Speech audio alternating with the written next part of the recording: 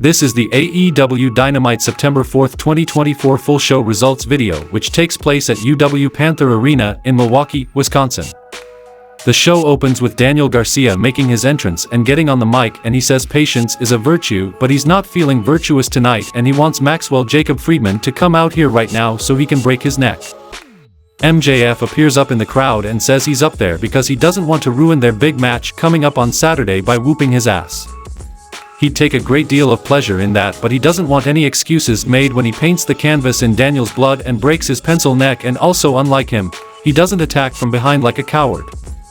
And he also, with all due respect, doesn't look like an emaciated skinhead hooked on Ozempic. And Garcia asks if he really believes anything that comes out of his mouth, and everyone knows everything he said is fake and a lie, from his tan to the makeup covering his acne to the trip to Turkey for a hair transplant that didn't even work.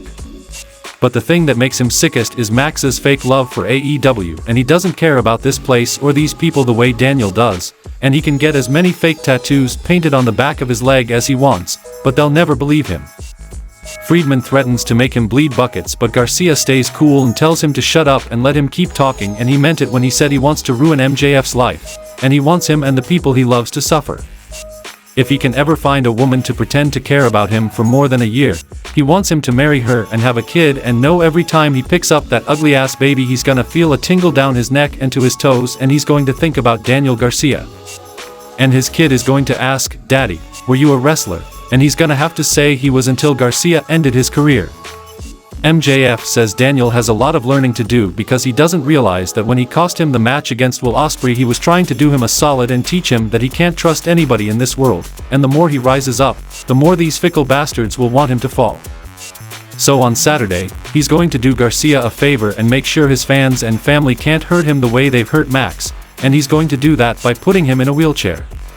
But don't you worry, one person will stay by him, his woman, and she'll take care of him while he's laid up in bed, and Lord knows he won't be the first man laying on his back in her bed that she happily attended to. Daniel tries to rush Max's skybox, but security cuts him off and detains him in the crowd, and he knocks them down and resumes his merry chase, and MJF is ready for him and smashes a wine bottle over his damn head.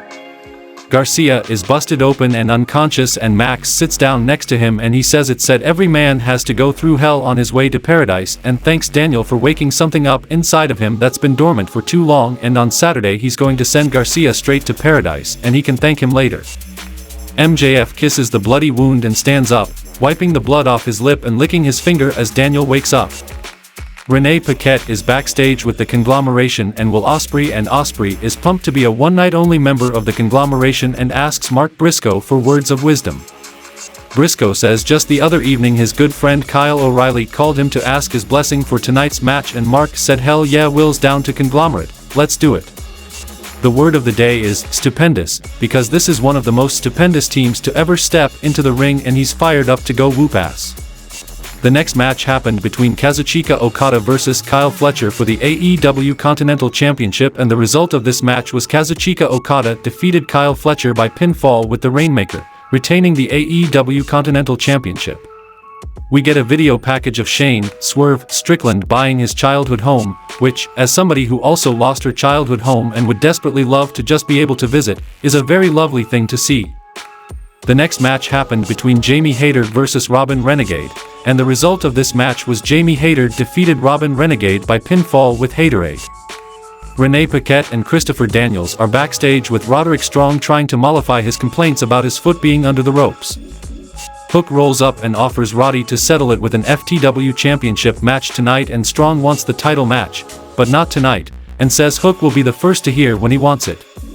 We see Jon Moxley and Marina Shafir carving a path of violence through the back of the building, and they walk up to the Young Bucks and Jack Perry, and Mox says he doesn't care what they say, Perry is a sweet kid.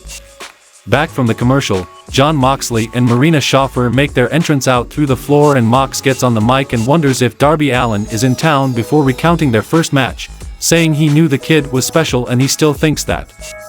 He's his own man and walks his own path, and more than that, he plays the game the way it was meant to be played, with reckless abandon.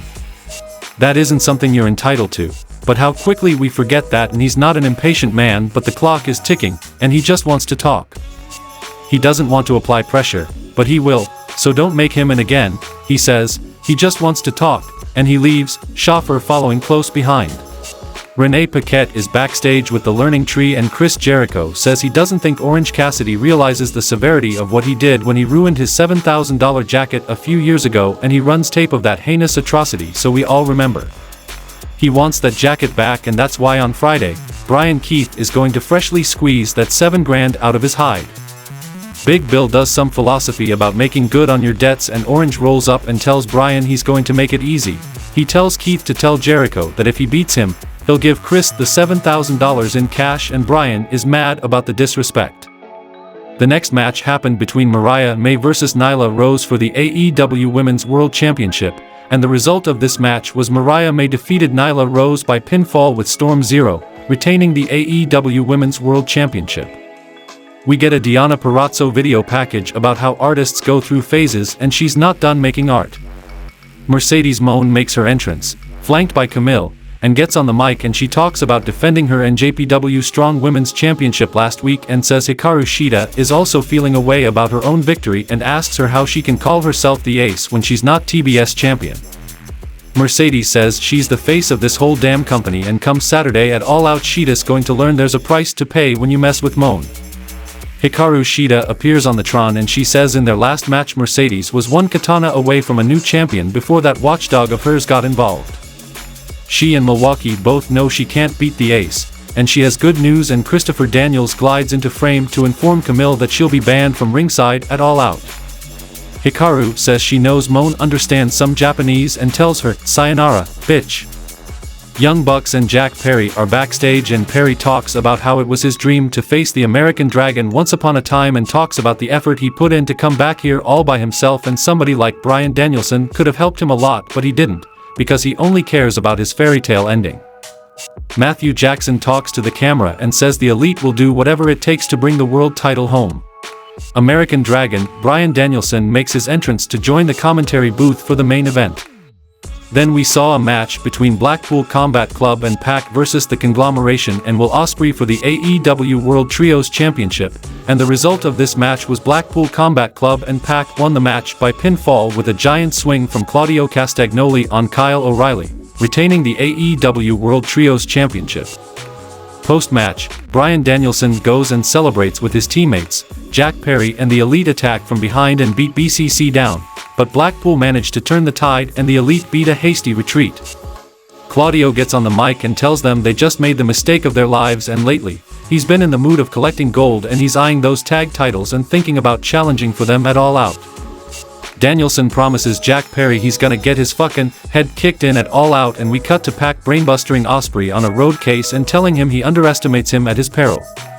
Tony Schiavone is in the ring to preside over the contract signing between Shane, Swerve, Strickland, and Hangman, Adam Page. Swerve makes his entrance without issue, but Page doesn't answer to his theme after several attempts, and Page appears on the Tron knocking on the door to Strickland's childhood home. He says he should have known he wasn't going to abide by adhering to a formality for a thing that we all knew was going to happen. Shane slipped up and showed the world something important to him, his childhood home, and he paints a picture of a dirty home, a harried mother, and an abusive, reluctant father, and says it'd have been a wonderful world if he'd never been born. At this point, it's clear he's sloshing gasoline around the place as he walks room to room, and he relates Swerve telling him he'd have to make a choice between hate and success, between vengeance and peace, but for him, it's not much of a choice. He's outside now, on the porch, as he says he told Swerve for months and months that he only wanted to burn his world to the ground. Swerve is crying, and Page sits down on a recliner in the yard, and he says he's going to take what is left of Strickland on Saturday, his pride and his dignity, as he begs for mercy and pleads for forgiveness, and Hangman won't give it to him. The night is long, and it's time for goodbyes, and if he hasn't already said it, say goodbye to the idea of ever holding the world title again, and to his health and his career and his joy and happiness. And tonight he gets a little practice, because tonight he gets to say goodbye to his childhood home. Page lights a long match and drops it in the gas, and the fire immediately sparks up and takes the house, and the show goes off the air.